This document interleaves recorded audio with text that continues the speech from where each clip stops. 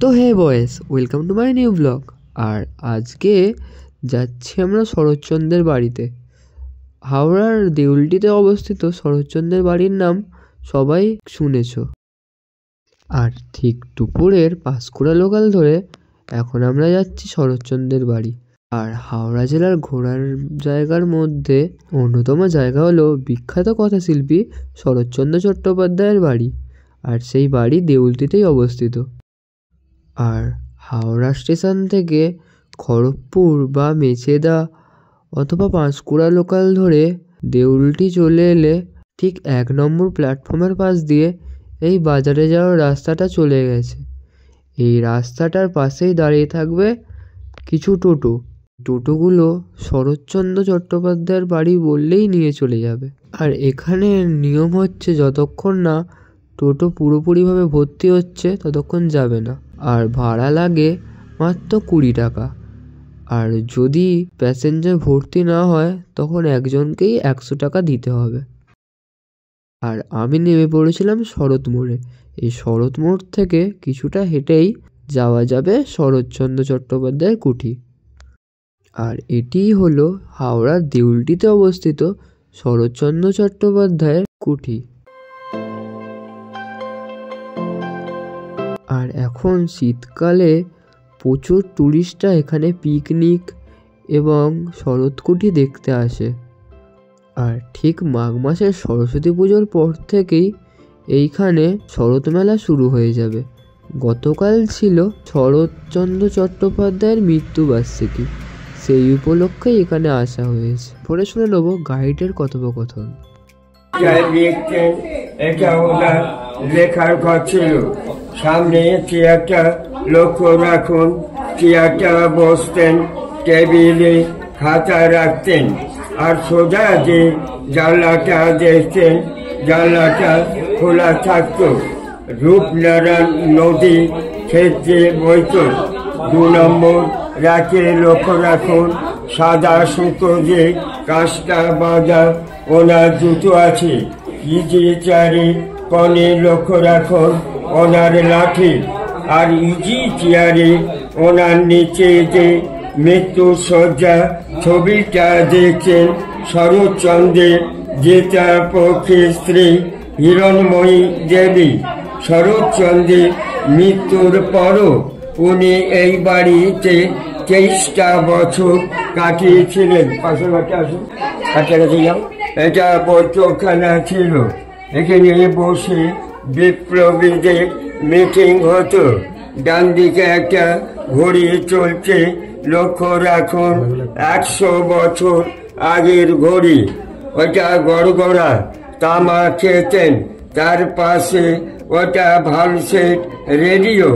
আলমারিতে যে বইগুলো দেখছেন উনি পড়তেন। আর ওই সাদা ফ্রেমে পাশে বাঁধানো ছবি নাতি নাচ বইয়ের ছবি। আয়নাটা লক্ষ্য রাখুন, ওটা বেলজিয়াম কাচের আয়না।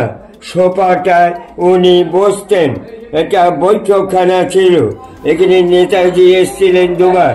বাঘা যতীন, রাসবিহারী বসু, বিপিন বিহারী গাঙ্গুলি, চিত্তরঞ্জন দাস নদী পথে এসে নৌকো করে এখানে মিটিং করতেন। এটা চরকা রয়েছে, এটা চিকিৎসা। উনি বিনা পয়সা গরিব দুঃখীদের হোমিওপ্যাথি চিকিৎসা করতেন। চরকা রয়েছে, লক্ষ্য রাখুন হাওড়া জেলা কংগ্রেসের প্রেসিডেন্ট ছিলেন, তখন জাতীয় কংগ্রেসের সিম্বল এই চরকা। এইখানেতে উনি ময়ূর পুষতেন। এখন ময়ূর ডাকা নিষেধ, তাই ময়ূর ডাকা হয় না।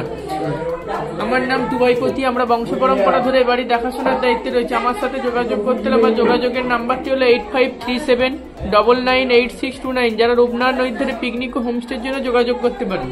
এখানে ঠাকুর রয়েছে, লক্ষ্য রাখুন রাধাকৃষ্ণ ঠাকুর শ্বেত পাথরের মূর্তি। চিত্তরঞ্জন দাস যখন দেশের উদ্দেশ্যে অ্যারেস্ট হয়ে গেছিলেন ওনাকে দিয়ে গেছিলেন, সেই ঠাকুরটা আজও নিত্য পুজো হয়। চিত্তরঞ্জন দাসের বাড়ির ঠাকুর। আলমারিতে ওষুধ রয়েছে, লক্ষ্য রাখুন। আর এই যে কাটা অংশ পেয়ারা গাছটা পড়ে রয়েছে, এটা রামেশ্বর মূর্তির গল্পের পেয়ারা গাছ।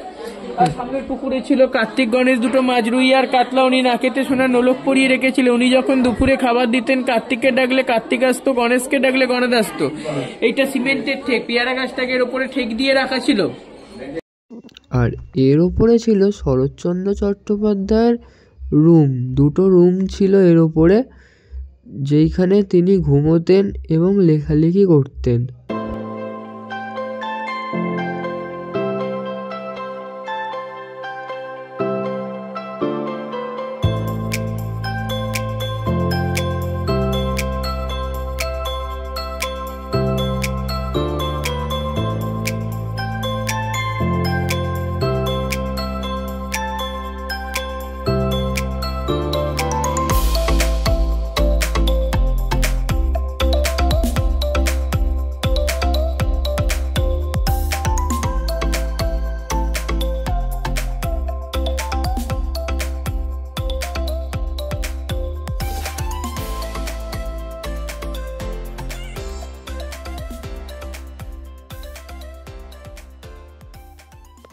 আর বলতে গেলে চারিদিকটা খুব সুন্দর পরিবেশ।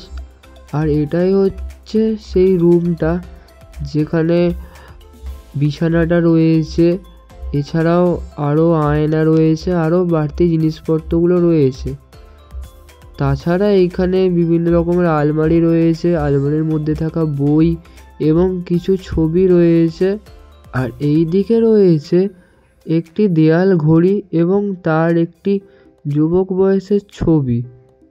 এই রুমটাতে কারো ঢোকা অ্যালাউ ছিল না, সেই জন্য কোনো গাইডও ছিল না। তারপরে এক এক করে আমরা এরপরে ছিল আরেকটি রুম। ওপর তলায় দুটো রুম ছিল, আর এইটা হচ্ছে দ্বিতীয় রুমটা। এইখানেও একটা খাট রয়েছে, দুটো চেয়ার রয়েছে, আরও একটি ছোট আলমারি এবং একটি ঘড়ি রয়েছে। এবং শরৎচন্দ্র চট্টোপাধ্যায়ের স্ত্রী হিরণময়ী দেবীর তারও একটি ছবি রয়েছে এইখানে।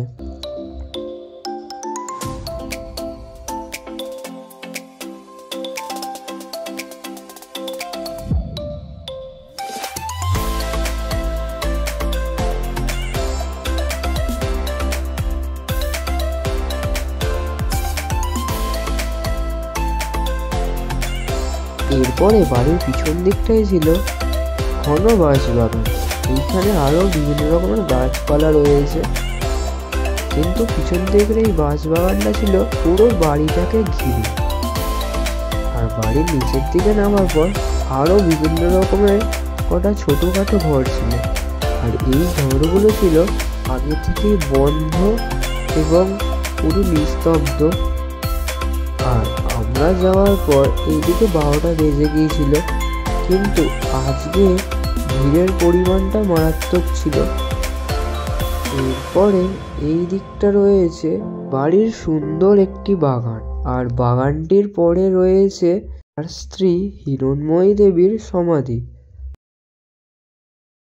আর এখানে হিরণময়ী দেবী ছাড়াও আরও দুজনের সমাধি ছিল।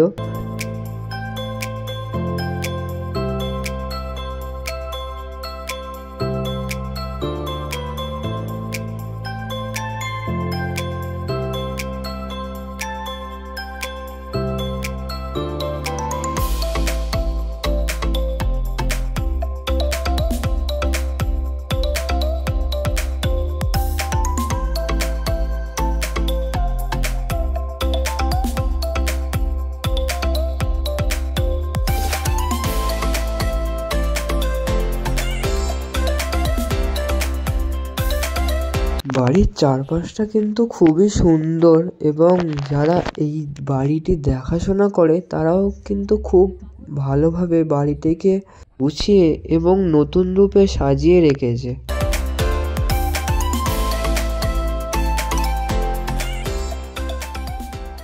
কিন্তু এই যে রাস্তাটা দিয়ে বইতো আগে রূপনারায়ণ নদী, রূপনারায়ণ নদীর চর পড়ে যাওয়ার কারণে নদীটি এখন সেই দূরে চলে গেছে। কিন্তু দূরত্বটা বেশি দূরের নয়, তাও চর পড়ার কারণে নদীটি কিছুটা দূরে চলে গিয়েছে। আর এইখানে বহু মানুষ পিকনিক করতেও এসেছে, এবং বিভিন্ন স্কুলের ছোট ছোট ছেলেমেয়েরা এইখানে পিকনিক স্পট হিসাবে এবং একদিনের ট্যুর হিসাবেও জায়গাটা খুব একটা খারাপ নয়। আর রূপনারায়ণ নদীর তীরে এইখানে বিভিন্ন রকমের কৃষি এবং চাষবাস চলছে, এবং এখানে বিভিন্ন রকমের দোকানপাটও আছে। সব রকম নিয়ে চারিদিকটা বেশ রমরমা মনে হচ্ছে। আর এটাই হচ্ছে হাওড়ার দেউলটিতে অবস্থিত সেই রূপনারায়ণ নদীটি।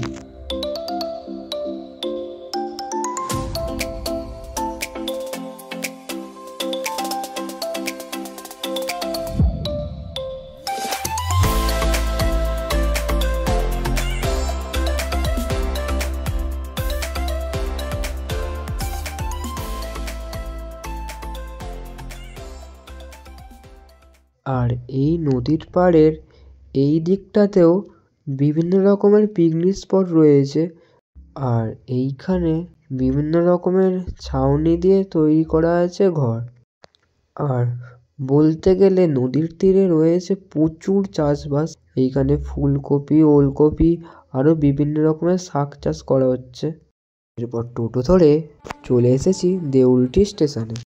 আর যারা যারা আরও এরকম ব্লগ দেখতে চাও তারা আমার চ্যানেলটিকে সাবস্ক্রাইব করে দাও। আর যারা ফেসবুকে দেখছো তারা একটু ফলো করে দাও। টাটা।